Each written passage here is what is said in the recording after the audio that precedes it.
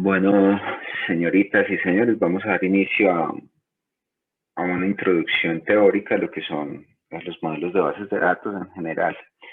Quisiera escucharles un poco acerca de cuál es su experiencia en bases de datos, quién ha visto ya algo de bases de datos, quién conoce algunos motores de bases de datos, quién ha trabajado con bases de datos relacionales, quién ha trabajado con bases de datos no SQL. Coméntenme, por favor.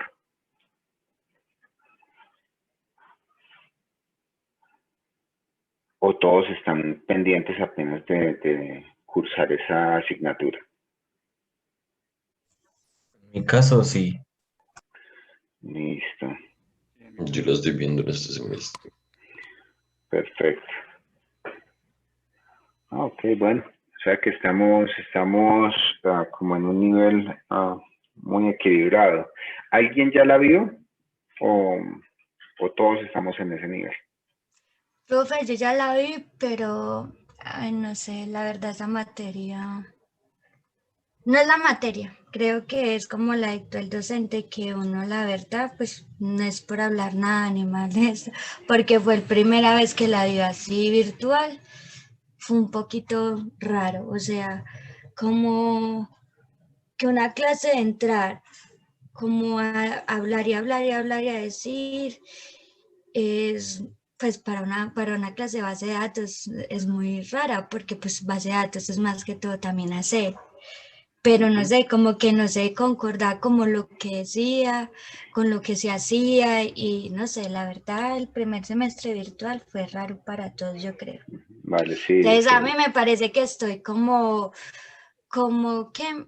en un punto que sí sé la parte teórica, sé cómo se pueden hacer, porque igual yo también ya había visto algo de bases de datos en un técnico que hice, pero la verdad falta es práctica. Pues Vale. como poder hacer, más que todo a mí creo que nos faltó bien, como saber cómo se relacionan bien, porque la verdad en el momento que usted saca las tablas, saca todos los identificadores, todo lo que tiene la tabla, bien, pero al momento de conectarla de uno a muchos, de que si hay una intermedia y todo eso es un poquito enredado. Pues creo que las muchachas que la vemos y todo quedamos en lo mismo, no sabemos cómo bien relacionarlas.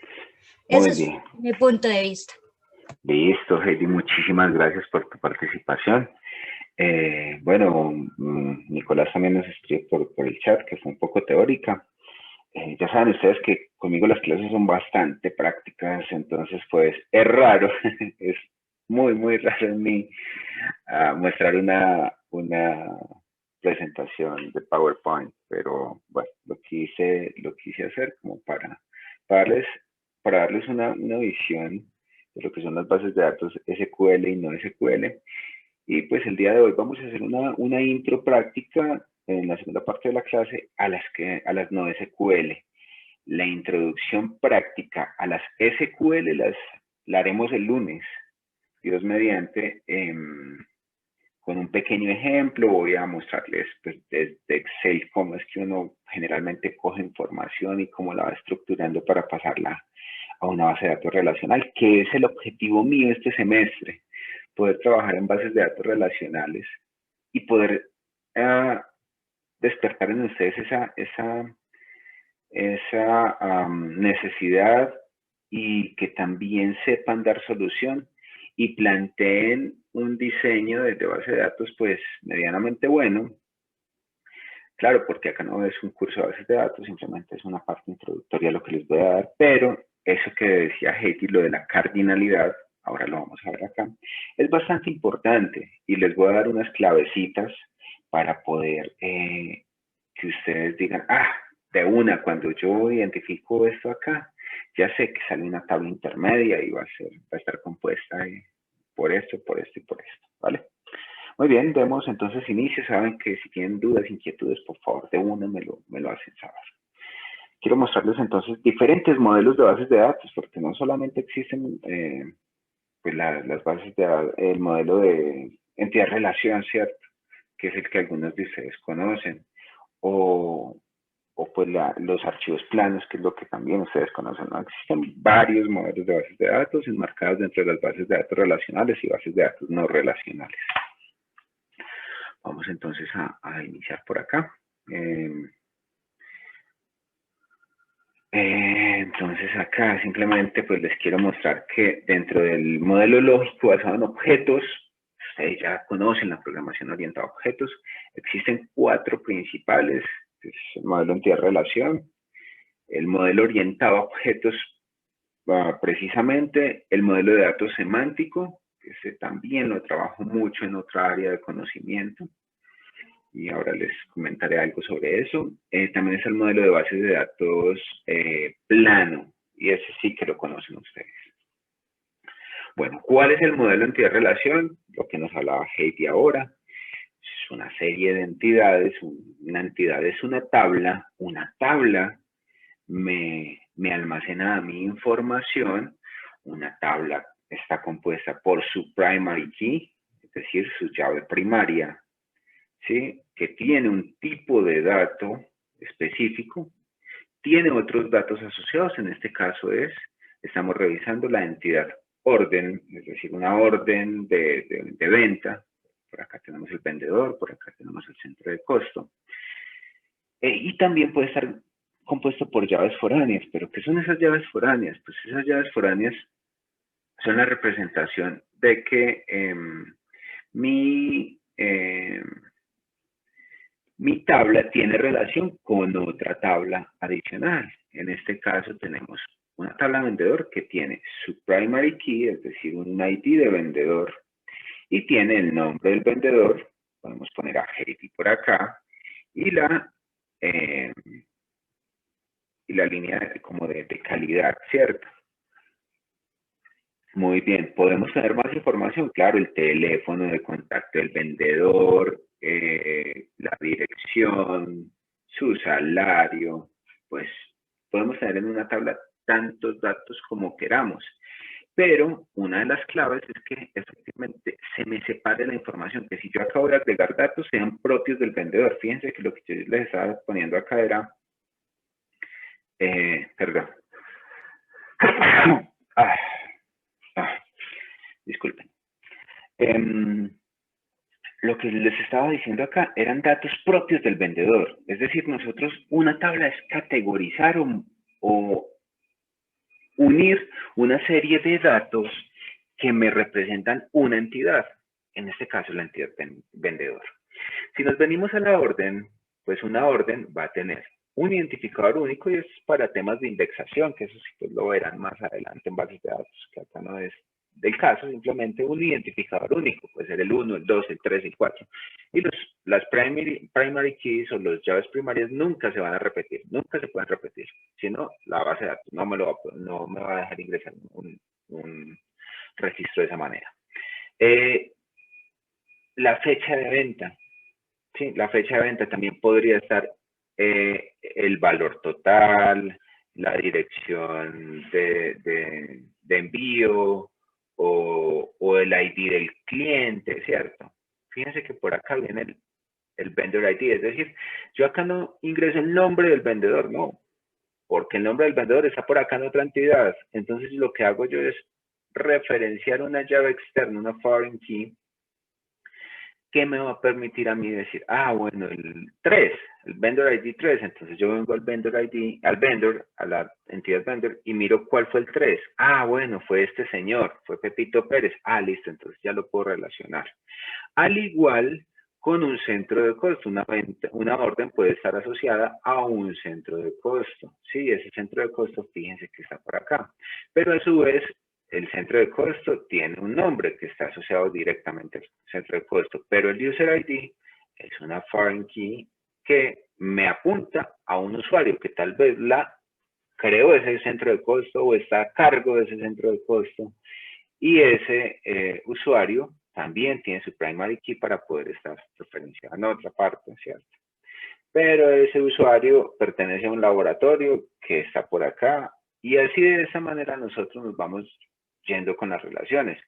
Cuando a nosotros nos aparece una llave, una tabla, digamos, intermedia, una tabla intermedia, bueno, vamos a tener por acá un ejemplito. Voy a tener por acá persona. No soy el mejor escribiendo con el mouse, pero ahí lo intentaré. Persona, esa N quedó como rara. Persona. Ella va a tener una primary key, que va a ser un ID, ¿cierto? Va a tener un nombre, va a tener una dirección, va a tener un teléfono, va a tener tal vez un correo electrónico, si tiene una cuenta pues va a tener una contraseña, cosas por el estilo, ¿cierto? Así de esta misma manera. Pero por acá resulta que vamos a registrar los hobbies o los pasatiempos de las personas. Entonces por acá también voy a tener otra primary key que me va a identificar a los hobbies o los pasatiempos.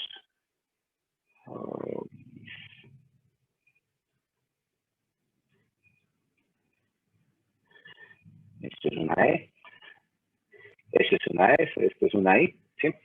Hobbies. Listo. Y resulta que acá, pues, esto también va a tener un ID.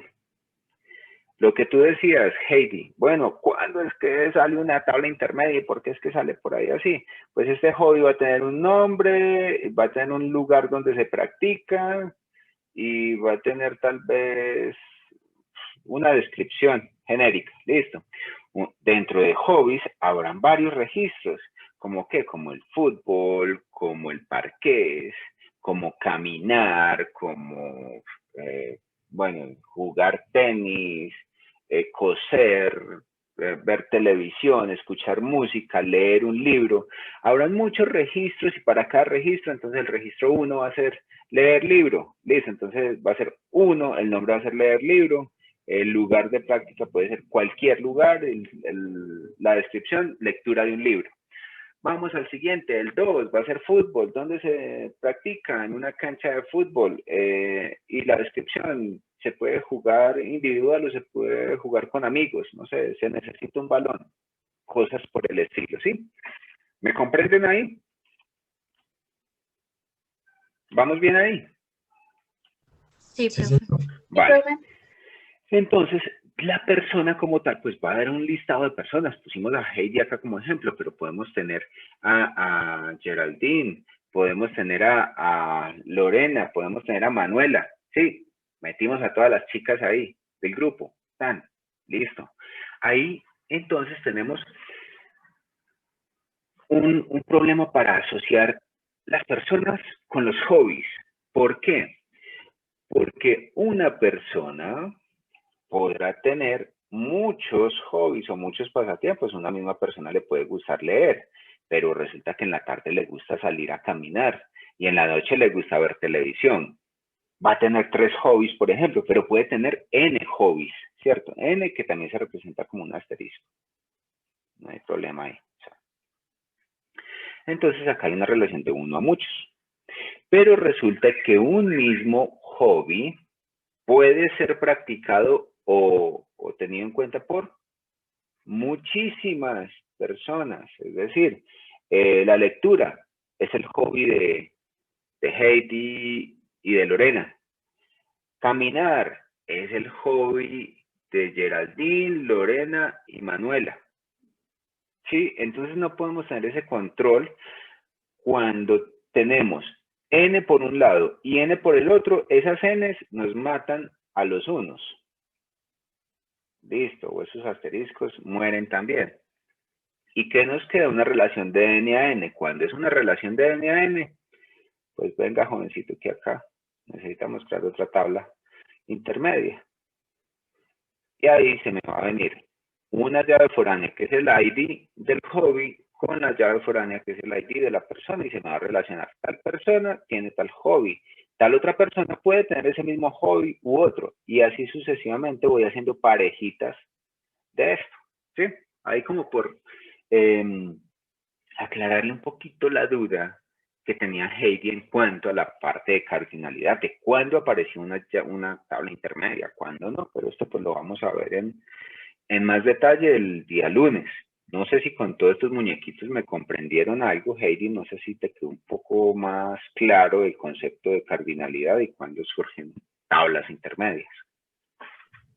Sí, profe, muchas gracias. Vale. Igual, eso sí lo tengo presente, de que apareces cuando una relación de muchos a muchos, porque pues necesita como emparejar algo así.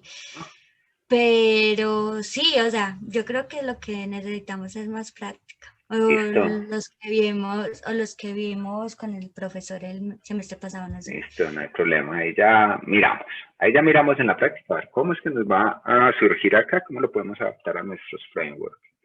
Muy bien, continuamos entonces, vamos al modelo orientado a objetos. El modelo orientado a objetos es un modelo de datos tal cual como nosotros lo conocemos en programación orientada a objetos, donde definimos clases, pues acá generamos también una estructura como una clase, donde esa clase tiene unos atributos, tiene unos tipos de datos, y a partir de allí, pues lo que nosotros generamos son instancias de objetos, o instancias, perdón. Generamos objetos que son instancias de unas clases específicas, ¿cierto? Allí está, entonces pues nosotros acá podemos hacerlo y podemos relacionar esos objetos, podemos crear objetos dentro de otros objetos.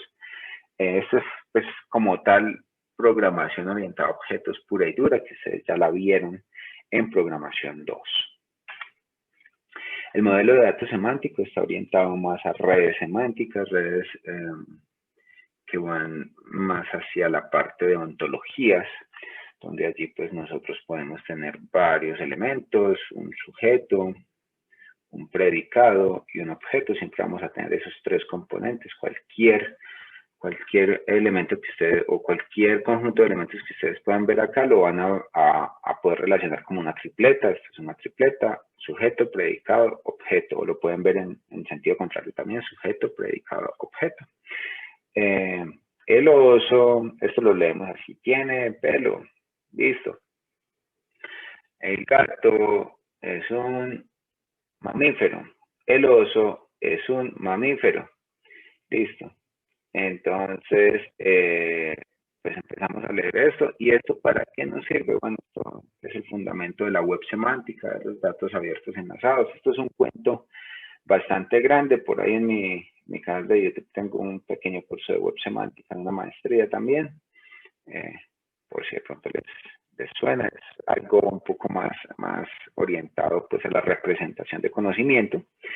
Y estos modelos de bases de datos nos sirven a nosotros para inferir nuevo conocimiento, para mirar a través de técnicas de inteligencia artificial cómo podemos a través de todas estas relaciones inferir nuevo conocimiento y poder aprovecharlo. Muy bien. Y el modelo de datos plano, esto no es nada más que archivos planos, que ustedes ya los conocen, sean CSV, sean TXT, pues nosotros vamos a poder cargar, pues obtener toda la información en un mismo archivo. Acá no hay relaciones de nada, está todos los datos allí incluidos. Es todo lo contrario a lo que tenemos acá en el modelo de entidad-relación, porque el modelo de entidad-relación ya saben ustedes que hay 7 formas normales para normalizar, valga la redundancia, una base de datos. Y pues hay que seguirla para mantener para evitar redundancia de información, es decir, evitar la duplicidad de datos, que es lo que acá es muy importante, y también mantener la integridad de estos. ¿Sí? Mientras que acá la duplicidad se me da de manera notoria. Duplicidad en cuanto, por ejemplo, acá tenemos Chiapas, pues nada, y es lo que no queremos hacer, y por el contrario separamos, pues allá en el modelo de interrelación, acá sí se nos va a unir. Muy bien. Ahora, los modelos basados en registros. Tenemos el modelo relacional, que es similar al modelo entidad-relación, pero vamos a ver la diferencia, el modelo jerárquico y el modelo de red. En cuanto al modelo relacional, como les decía, es similar al modelo entidad-relación. ¿Por qué? Porque separamos todo como en entidades, en sus atributos y todo, y tenemos relaciones. Sin embargo, acá no, miren que carecemos de la cardinalidad. Acá el tema es que siempre todo está unido por tablas intermedias. Siempre, siempre, siempre, siempre. Fíjense acá, hay una tabla intermedia que me tiene el ID del estudiante, el ID del proveedor, y tiene algunos otros datos adicionales esa tabla intermedia, pero todo se me une por tablas intermedias. No tenemos cardinalidad. Muy bien, así sea una relación de 1 a 1, se me va a unir por tablas intermedias. El modelo jerárquico es un modelo orientado a la herencia. Ustedes lo ven acá, algunos ya han visto estructuras de datos afortunadamente, entonces esto les va a traer muy buenos recuerdos. En cuanto a los árboles, árbol lineario, donde tenemos un modelo orientado a la herencia. ¿Por qué? Porque pues este va a tomar sus datos más lo que tenemos acá, más lo que tenemos acá, ¿sí? Pues acá vamos separando, categorizando y yéndonos en detalle. Entre más abajo, más detallado está, pero tenemos una relación hacia arriba. Un nodo, un elemento de esto solamente podrá tener un padre en el modelo jerárquico, ¿sí? Si nos vamos al modelo de red, pues el modelo de red es similar al jerárquico, pero tiene además de tener esa herencia, o en lugar de tener esa herencia individual, lo que tiene es una herencia múltiple, es decir, puede tener relación con varios nodos, que esto es más orientado, digamos, a como si fuera un grafo. Digamos que estos últimos dos no se utilizan ya mucho, todos fueron utilizados por allá en la década de los 70, 80, ahora no es que se utilicen mucho. Este modelo de red es el precursor del modelo que vamos a ver ahora, que es el grafo, pero pues ya mucho más avanzado. Esto pues en cuanto a bases de datos, modelos de bases de datos en general. Ahora, miremos qué son las bases de datos relacionales. Pues como les decía ahora, estas bases de datos son bastante potentes, son las más maduras que hay. Vienen desde los años 70, donde, bueno, en los años 60 se planteó ese modelo en red, modelo jerárquico también, pero en los años 70 llegó Oracle y planteó este modelo de base de datos relacional, planteó SQL como tal por allá por los 80. Claro está, lo de ellos era, bueno, vamos a generar algo que me permita a mí realizar el CRUD. El CRUD, que es la creación, la lectura, la actualización y la eliminación de registros. Muy bien, acá hay algunas características de las bases de datos relacionales, que pues, se puede definir muy bien la parte de seguridad, pues, los datos están altamente estandarizados, porque aquí definimos son tipos de datos, entonces, si un dato yo le digo que es numérico, pues va a ser numérico, y si le ingreso un string no me lo va a recibir. Mantiene la integridad de los datos, es uno de los principios de las bases de datos relacionales. Tiene un alto nivel de soporte porque es muy maduro y viene bien estandarizado. Podemos agregar restricciones a cada una de las operaciones del CRUD. Podemos tener creación de vistas, es decir, no permitir acceder a la estructura de base de datos, sino que tengamos una vista específica para algunos reportes. Tiene funciones y procedimientos almacenados. Y en comparación con las no SQL, pues tiene un bajo rendimiento en cuanto a consultas sobre varios millones de registros, ¿sí? Eso sí, se necesita muchísimo soporte, se necesita un equipo de ingenieros para soportar pues, bases de datos grandes. Y los costes son bastante elevados. Ahora, las ventajas de esas bases de datos, pues la portabilidad, porque yo puedo ejecutar el SQL en diferentes partes. Yo me puedo traer la base de datos de un servidor y la monto en mi computador y no voy a tener problema. La madurez y la experiencia que tienen estos productores o casas de software dueños de estos motores de bases de datos, entre ellos, pues, Oracle SQL Server, PostgreSQL, MySQL. La atomicidad, pues aquí es importante porque los desarrolladores nos tenemos que preocupar porque si le enviamos unos datos, los almacenamos mal, ¿no? Si la misma base de datos va a revisar, va a chequear, antes de guardar algo en disco, va a chequear que cumpla con las restricciones y tipos de datos que nosotros definimos en el esquema.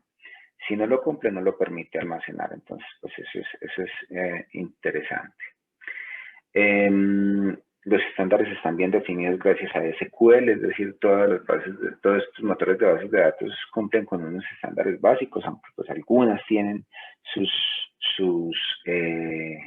particularidades muy definidas para cada uno de ellos, y hay una escritura simple, pues uno se acostumbra a escribir todo lo de SQL y no hay ningún problema. ¿Cuáles son las desventajas de estas bases de datos? Pues bueno, la dificultad en el crecimiento, porque está todo muy acoplado. Entonces, si yo voy a hacer una modificación, voy a agregar una tabla, voy a agregar una relación, voy a agregar un constraint, pues voy a tener inconvenientes tal vez porque puedo tener algunos fallos dentro del mismo sistema. Al cambiar la estructura, justamente hay un problema allí porque yo no puedo llegar y cambiar un tipo de dato así como así, yo no puedo llegar a crear una tabla así como así que tenga relación con otras. Si la tabla es única, pues listo, no hay problema, pero ya las relaciones, pues empezamos a tener inconvenientes para las consultas, para las inserciones y todo esto. El tema de la instalación muchas veces es complejo. Por ejemplo, Oracle, si vamos a ir a instalarlo en un servidor con muchísimos núcleos, pues hay que configurar todo esto para que Oracle sea óptimo con respecto al servidor y aproveche todos esos recursos computacionales. Entonces, pues, encontramos allí un tema de desventaja, ¿cierto? Dificultad en la interfaz. Digamos, en comparación con bases de datos no SQL que se manejan con simples lineacitas, a veces las consultas y todo esto es más complicado aún realizarlo a través de interfaz gráfica. Y digamos que algunas casas de software dueñas de estos motores de bases de datos han desarrollado algunos plugins, algunos componentes que nos ayudan a administrarlas, pero pues hay que pagar por ellos. Entonces el tema de costos también es un problema acá. Bueno, yo creo que lo de diagrama antirrelación acá ya lo podemos pasar, pues al menos con lo que les expliqué ahora. Pues acá tenía este pequeño ejemplito, ¿cierto? Pero pues, ¿cuáles son los componentes de un diagrama antirrelación? Que es lo más utilizado, digamos, en el ámbito empresarial. Pues acá se los digo, se utiliza mucho estos diagramas de antirrelación cuando vamos a definir requisitos de bases de datos para un sistema de información transaccional, ¿sí? Muy bien. Bueno, los usos, acá pues lo tenemos, puede estar pegado a sistemas de información, puede estar pegado al ámbito investigativo, en minería de datos o en Big Data también se utiliza, aunque pues son más utilizadas no SQL. Reingeniería de procesos, pues nosotros a partir de una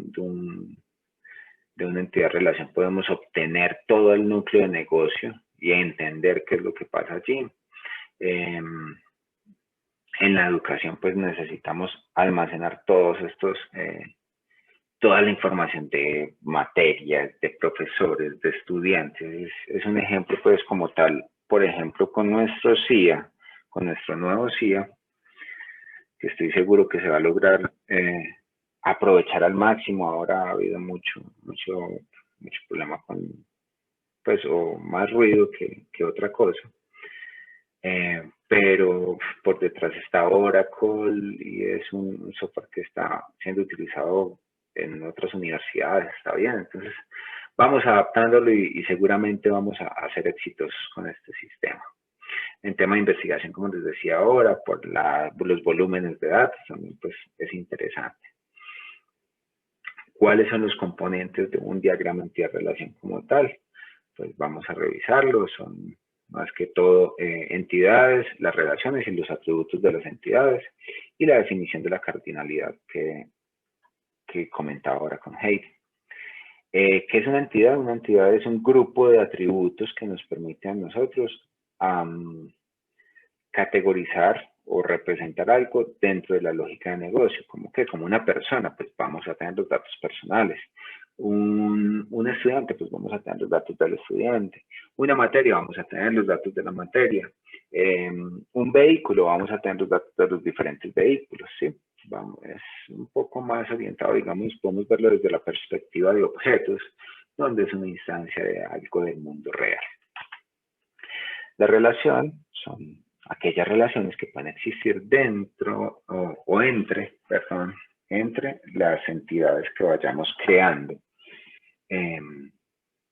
Y pues ya lo vimos aquí con un ejemplo de persona y hobbies, pues ahí podemos tener relaciones directas o relaciones a través de unas entidades intermedias. El atributo son aquellos datos que nosotros almacenamos dentro de una entidad. Puede ser ese identificador, lo que decíamos, de la persona. Una persona puede tener el atributo identificador, que va a ser un dato único para cada persona. Vamos a tener el primer nombre, el segundo nombre, el primer apellido, el segundo apellido, vamos a tener el documento de identidad, el correo electrónico, la dirección, el teléfono fijo, el celular, bueno, una serie de datos que van relacionados con la lógica de negocio del dominio donde estemos desarrollando esto. No es lo mismo pedir datos de persona, o sea, la persona como tal, si lo hablamos en un dominio, digamos, educativo, que si hablamos de una persona en un entorno de la salud. Pues en el entorno de la salud seguramente le van a preguntar muchísimas más cosas, como el grupo sanguíneo, el RH, algunas preguntas de rigor relacionadas con antecedentes, ¿sí? Entonces depende de cada dominio de conocimiento, nos van a solicitar unos atributos u otros para suplir esas necesidades. Y finalmente, pues el tema de cardinalidad, donde vemos esas relaciones, cómo es que se nos dan, y las relaciones como tal entre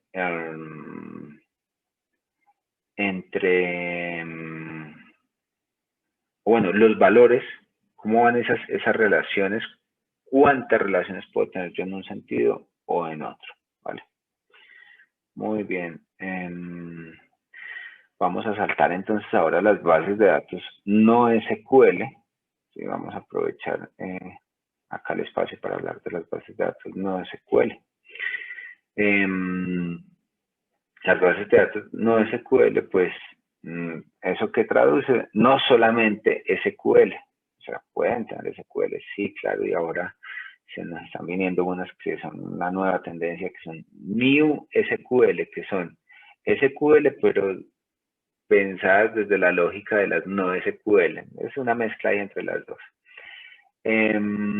Bueno, pues, ¿qué nos permite? Nos permite administrar datos, simplemente que sin tanta restricción. Estas bases de datos surgieron por allá al final de los 90, cuando pues diferentes empresas empezaron a ver necesidades de dinamismo de los datos que no le brinda, que no, pues solución a ello no se los daba las bases de datos SQL, porque son fuertemente acopladas, están estandarizadas, y ellos necesitaban, por ejemplo, en una red social, plantear que hoy se pedían unos datos y mañana surgía una nueva funcionalidad, por ejemplo. Hablaba ayer con los del otro grupo, en Facebook. Facebook anteriormente, las publicaciones que un usuario podía hacer estaban dadas por un texto, una imagen y tal vez etiquetar a algún amigo y ya. Pero le han venido agregando reacciones, le han venido agregando emociones, le han venido agregando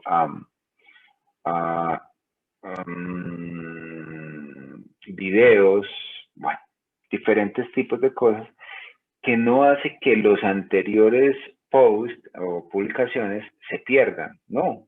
La base de datos se adecua a lo que tenemos nosotros, es decir, si a un registro le ingresamos 5 atributos, al otro 10, no hay ningún inconveniente, lo sigue almacenando. Entonces son ese tipo de cosas o necesidades las que hicieron surgir esta filosofía de de bases de datos, las no SQL. Tipos de modelos de bases de datos no SQL. ¿Sí? Pues ya vimos los modelos de bases de datos SQL. Pues vamos a revisar a ver cuáles son los no SQL. En primer lugar nos encontramos el modelo orientado a llave-valor. Esta parte pues es más definición de una llave que me permite acceder a un valor. Mírese JSON, por ejemplo. JSON, internamente yo accedo a un valor a través de una llave. Acá en este caso pues yo tengo esta serie de llaves y cuando invoco cada una de ellas pues lo que me va a retornar es el valor que está al frente. Es decir, es la llave con la cual yo abro la puerta de ese valor con lo que puedo acceder a cada uno de ellos. Muy bien. Base de datos documental, pues esto ya es mucho más de lo que nosotros vamos a trabajar. Vamos a ver que es un formato muy similar al JSON. Esto lo vemos en MongoDB. Vamos a trabajar sobre ello. Y simplemente, pues, nosotros tenemos lo más similar que tenemos a tablas SQL. Son estas de acá, simplemente que tienen ese dinamismo que les comenté ahora. Podemos ingresarle unos datos, unos tipos de datos. Podemos ingresarle en el atributo de edad a un registro 15 y al otro escribir la palabra 20.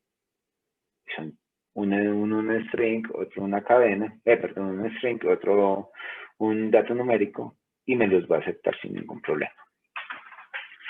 El modelo de columnas anchas es un modelo similar, digamos, al plano que veíamos en SQL. Sin embargo, acá se me categoriza la información internamente. Es decir, yo tengo una tabla o una colección gigante con todos los datos similar al plano, pero fíjense que internamente yo tengo personal data y dentro de personal data tengo varios campitos. Es decir, como si esto fuese una tabla interna. Y professional data también, tal cual, como si fuera una tabla interna. Fíjense que professional data tiene por una parte como el cargo y por otra parte el salario. Bueno, y pues no es que solamente puedan tener dos campos, no, nada, acá puedo tener más campos dentro de personal data y se pueden ampliar y puedo tener muchísimas otras columnas ampliadas y detalladas.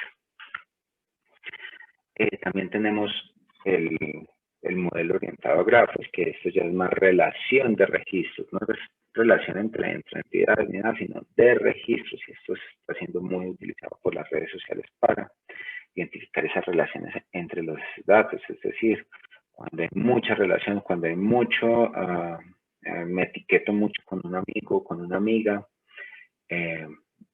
Facebook empieza a analizar esto y empieza a lanzar publicidad porque, por ejemplo, les doy este caso. Vamos a decir que, no sé quién es, bueno, Lorena y Manuela, son muy amigas. Resulta que Lorena compró una bicicleta y está montando bicicleta y publica todo en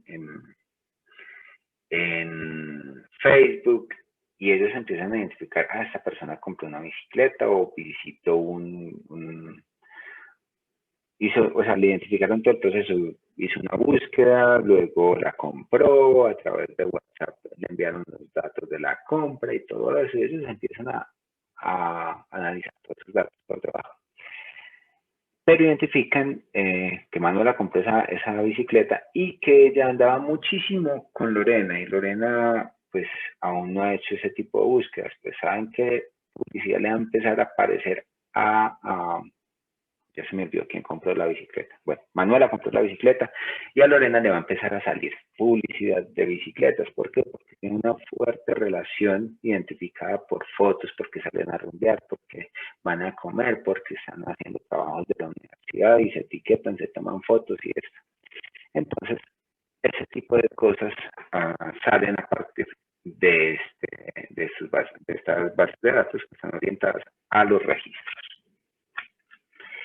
Bueno, ventajas y desventajas de este tipo de base de datos, de las no SQL, pues, ventajas, pues tienen mucha aplicación en Big Data porque la gran cantidad de datos de Big Data ya no están estandarizados y pues esto nos puede servir mucho allí, ¿cierto?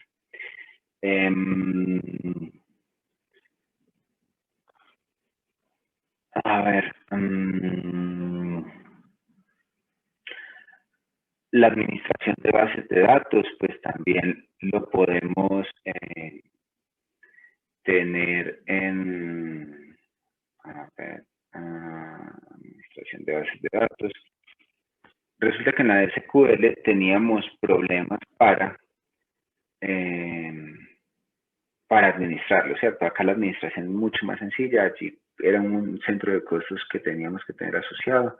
Acá sí que, digamos, la administración es mucho más económica, mucho más sencilla, porque las mismas bases de datos tienen más herramientas disponibles para ello y pues digamos que esa parte de administración no va a ser muy complicada. La versatilidad, pues es lo que les hablaba, es un dinamismo dentro de los datos, no importa qué cantidad de datos me ingresan o qué tipos de datos me ingresan allí. El crecimiento horizontal que se me puede presentar, ahora vamos a ver qué es el tema de escalabilidad y cómo es que nosotros crecemos con esto. Me permite pues generar o desplegar esto en diferentes servidores, es decir, hay una parte en uno, otra parte en otro, otra parte en otro, vamos a verlo ahora. Y la economía, son los costos pues se reducen mucho a comparación de las SQL. Desventajas, pues menos maduro, pues hay muchos motores de bases de datos no SQL que apenas están surgiendo o que vienen de hace unos años para acá. La atomicidad, pues no tiene un control de los datos que ingresamos, es decir, no podemos nosotros confiarnos de que la misma base de datos nos va a permitir o nos va a validar la información antes de que se ingrese.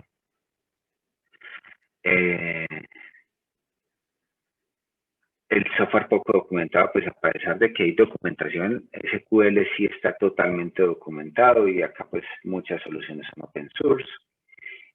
Baja estandarización, efectivamente, pues no tenemos un estándar definido, hay muchos modelos de bases de datos, en las bases de datos relacionales tenemos a SQL que nos permite pues tener como un manejo más estándar de todo, y las herramientas de interfaz gráfica pues no son las mejores, tenemos algunas, pues en el caso de MongoDB pues al menos tenemos el MongoDB Compass, es bueno. Sí, pero pues sin muchas ventajas. Muy bien, hasta el momento no sé si tienen alguna duda, alguna inquietud, algún comentario. Pues o ya conocían esto o se les han surgido dudas, bien puedan antes de realizar como esa comparativa.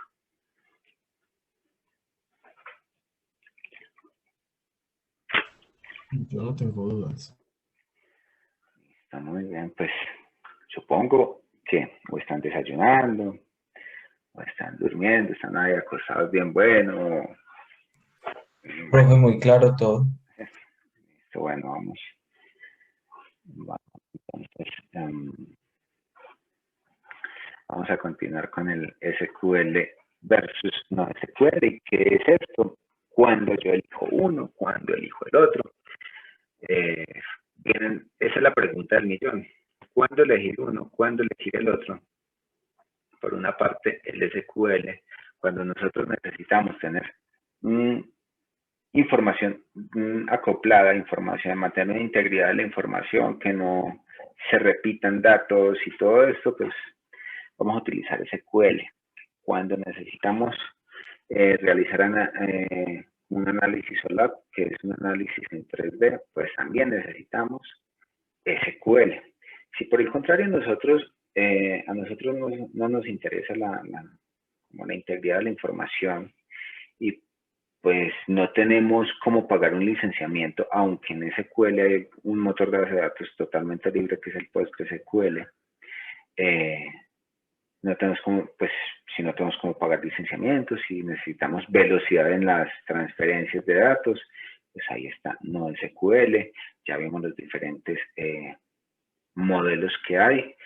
Pues eso depende mucho. Si el cliente, por ejemplo, me dice, no, es que yo no tengo plata, entonces nos podemos ir mirando para acá, para esta parte, si es que el negocio se nos adapta. Si él, por el contrario, no tiene plata, pero necesita a un modelo relacional, pues entonces ahí tenemos PostgreSQL. Es muy dependiendo muy amarrado está esto al análisis de los datos y de los requerimientos que tenga nuestro cliente. Si vamos a hablar de redes sociales, pues bueno, lo mejor sería de pronto elegir una base de datos como GraphQL para almacenar los datos y todo eso. Bueno, eso es más del análisis, ¿cierto? Acá les quiero mostrar como una tendencia. Esto pues, tomé esta gráfica este año, es bastante reciente, y acá les dejo pues de todas maneras la fuente, por si ustedes quieren ir a mirar, ahí está. Es el sitio web encargado del análisis de uso de motores de bases de datos. Sin embargo, pues se pueden dar cuenta que hay 3 líderes en el mercado, que son Oracle, MySQL y Microsoft SQL Server.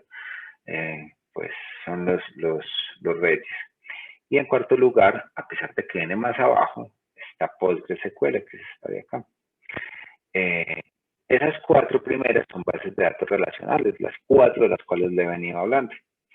Después aparece la primera no SQL, que es MongoDB, con la cual nosotros pues vamos a trabajar en la segunda parte de la clase. Aunque pues aparecen otras tantas que son pues utilizadas, ¿cierto? Acá vemos una tendencia que esto es bastante interesante. Quise mostrárselos porque es la popularidad en la tendencia de motores de bases de datos comerciales contra open source, es decir, de pago y de no pago. Y anteriormente esto venía así y esto venía por acá, así, ¿cierto? Pues resulta que open source, como las comunidades se han ido fortaleciendo, se han mejorado los rendimientos, y acá ya vamos a ver una tendencia del open source hacia arriba y del privativo un poco hacia abajo, hasta que se aplane, pues muchos no van a querer dejar el soporte que le dan las licencias comerciales. Muy bien, y finalmente quiero hablarles un poco de escalabilidad. ¿Qué es la escalabilidad? ¿Para qué nos sirve? Los tipos de escalabilidad. Bueno, pues muchas veces ustedes dicen, no, mi sistema está lento o ese sistema está muy lento, no sé, el anterior SIA, por ejemplo. Es que está muy lento, es que se cae, es que cuando hay inscripción de materias no me responde el sistema. Bueno, pues entonces es algo muy sencillo.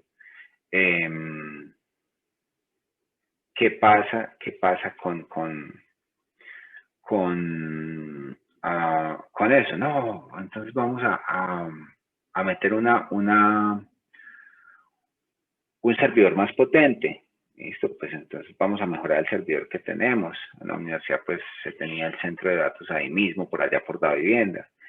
Bueno, no, vamos a meterle más RAM, vamos a meterle más disco duro, esto y lo otro. Pues no sé, eso en algún momento pues nos podrá solucionar, pero eso no es infinito la cantidad de recursos que yo le puedo agregar a un servidor. Y pues, listo, ese es el problema. Ahora yo puedo crecer verticalmente u horizontalmente. Vamos a ver qué tiene que ver cada uno de esos enfoques de escalabilidad. La escalabilidad vertical viene más dada por lo que les venía explicando, es incrementar las características computacionales del servidor, es decir, vamos a agregarle más CPU, vamos a cambiarle ese disco mecánico por un disco de estado sólido, vamos a agregarle memoria RAM, pero sigue siendo el mismo servidor, es decir, tengo un servidor pues, normal, con ciertas características, le voy a incrementar la RAM, le voy a incrementar el poder de procesamiento y le voy a incrementar la capacidad de almacenamiento, y eso ya se nos va a convertir en un super servidor. Pero sabemos que eso tiene sus limitantes, o sea, no siempre vamos a poder agregar más y más y más y más. Va a llegar un momento en que ya no soporta más esto. ¿Por qué? Porque las características, porque el sistema operativo, porque o sea, es como si tuviera que volver a rearmar el servidor, entonces pues, o tengo que comprar uno nuevo. Ese es el crecimiento o escalamiento vertical, incrementarle hacia arriba los recursos. Sin embargo, pues existe otra filosofía que es el escalamiento horizontal y es lo que ahora se está utilizando en gran medida. Sin embargo, pues es más complejo. O sea, este es un dolor de cabeza para los desarrolladores porque ya no es incrementarle las características a un servidor, sino incrementar el número de servidores para que sea algo distribuido, ¿sí? Entonces ya los desarrolladores tienen que pensar en aplicaciones distribuidas, bases de datos distribuidas, y las SQL, como les decía ahora, no soportan este tipo de escalamiento. ¿Cómo así? ¿Qué pasa acá? Sí, yo puedo tener un centro de datos de esta manera, puedo tener tres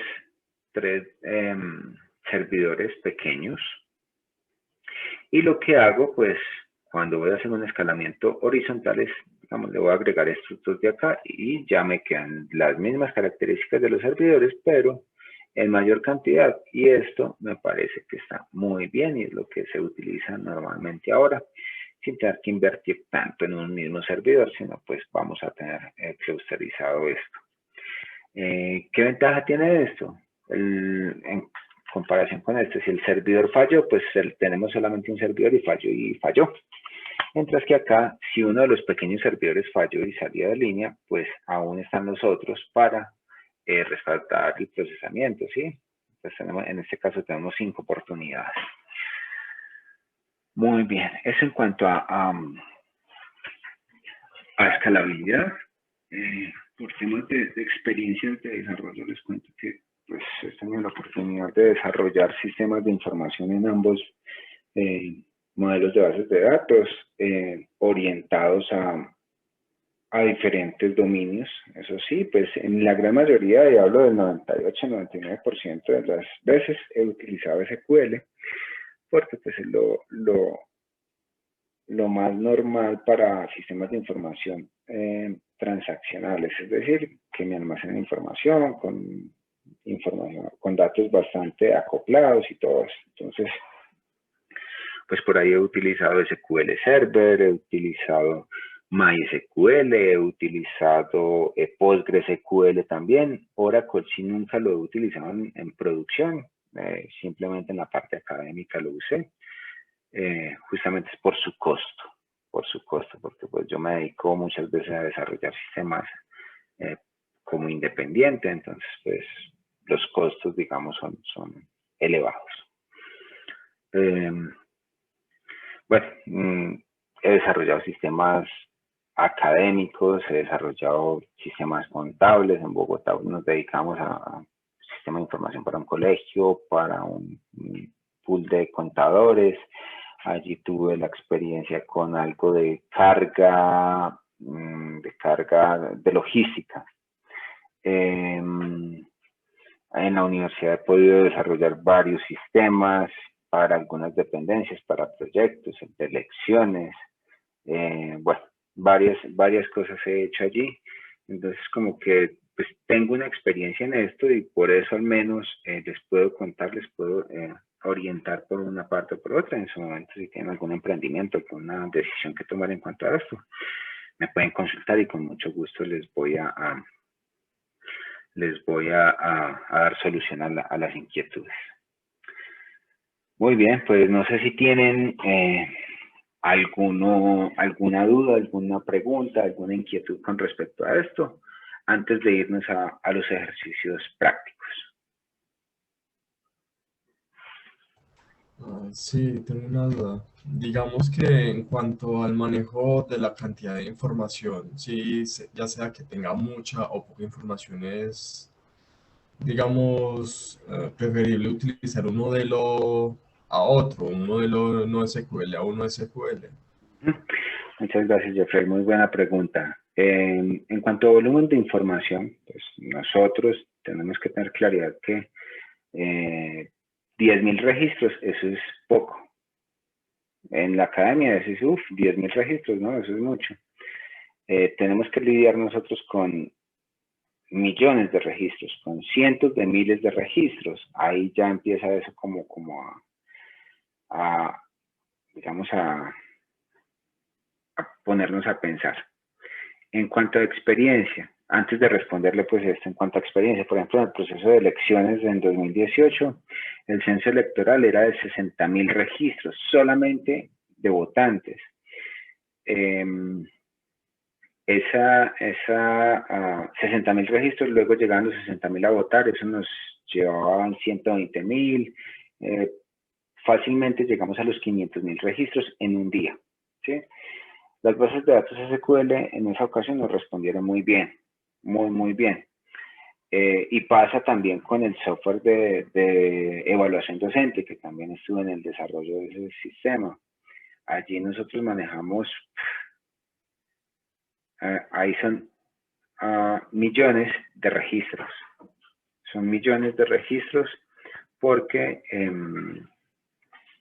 tenemos el histórico de respuestas, son todas las preguntas, todas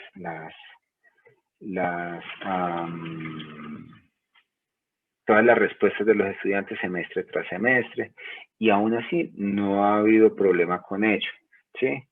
La base de datos pesa como 7 gigabytes, más o menos, ya, o sea, es bastante pesada, pero no hemos tenido inconveniente. Cuando ya hablamos de millones y millones de registros, como les decía ahora, es necesario pensar en bases de datos no relacionales si es que nosotros queremos hacer análisis. Todo depende de las necesidades, Jeffrey. Ahí le voy respondiendo.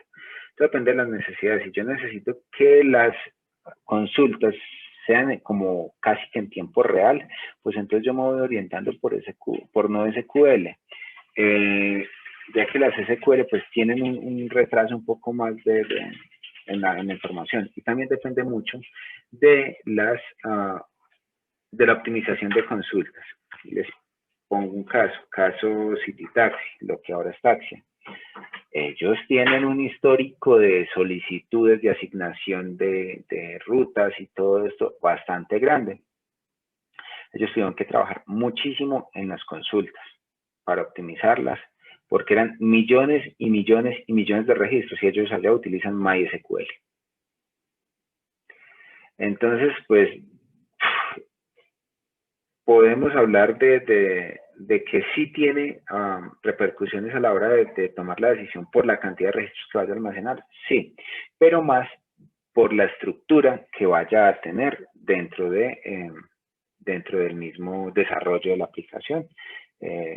Yo necesito tener algo estructurado, sí o no, y por ahí me voy a tomar la decisión, ¿sí? No tanto por el volumen de datos. Muchas gracias, Jeffrey, por la pregunta. No sé si alguien tiene más, algún otro comentario. Muchas gracias, profe. Vale, Jeffrey, con gusto. Muy bien, si no hay más preguntas, voy a detener por acá este video para continuar en el siguiente con la parte práctica.